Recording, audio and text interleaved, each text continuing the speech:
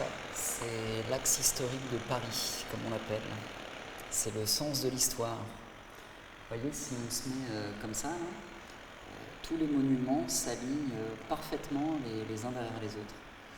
C'était une idée de Catherine de Médicis, qui avait envie, à partir du palais des Tuileries, de créer cet axe qui est devenu l'axe historique.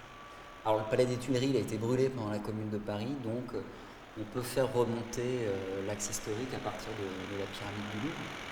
Vous voyez, on avance comme ça vers la place de la Concorde avec l'obélisque de Luxor.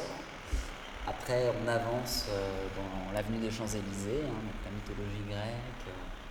On arrive à l'Empire romain avec l'Arc de Triomphe, c'est une idée romaine, ça, alors qui a été pompée par Napoléon Bonaparte, qui a décidé d'installer cet Arc de Triomphe ici après la bataille d'Austerlitz pour féliciter ses soldats. Et cette place, qui est la place du général de Gaulle et qui s'appelait avant place de l'Étoile, elle s'appelait comme ça à cause de tous ces boulevards qui convergent en étoile vers l'Arc de Triomphe. Et ces boulevards, c'est ce qu'on appelle des boulevards haussmanniens. C'est une idée du baron Haussmann qui a décidé de faire ses percées un peu partout dans Paris pour officiellement assainir Paris.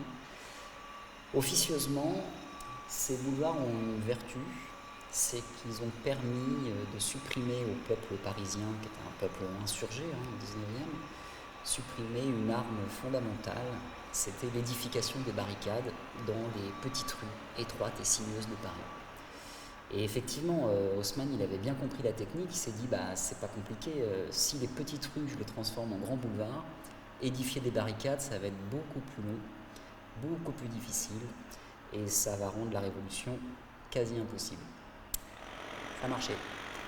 On continue, avenue de la Grande Armée, avenue du Général de Gaulle, et on arrive au premier quartier d'affaires européen, j'ai nommé la Défense.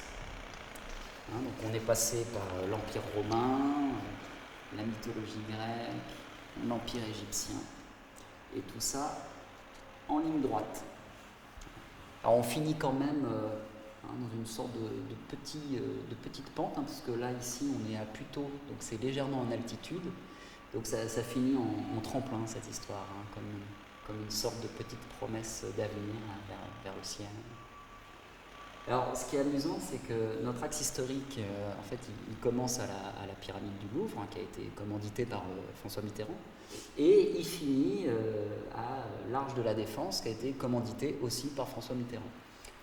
Et la Défense, on peut estimer que ça a engendré notre nouveau président, qui a choisi, ironie de l'histoire, comme lieu de consécration jupitérienne, la pyramide du Louvre.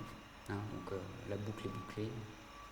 Il y a une phrase d'ailleurs qui dit tous les personnages historiques et les événements historiques se répètent toujours deux fois. La première fois sous forme de tragédie et la seconde sous forme de farce.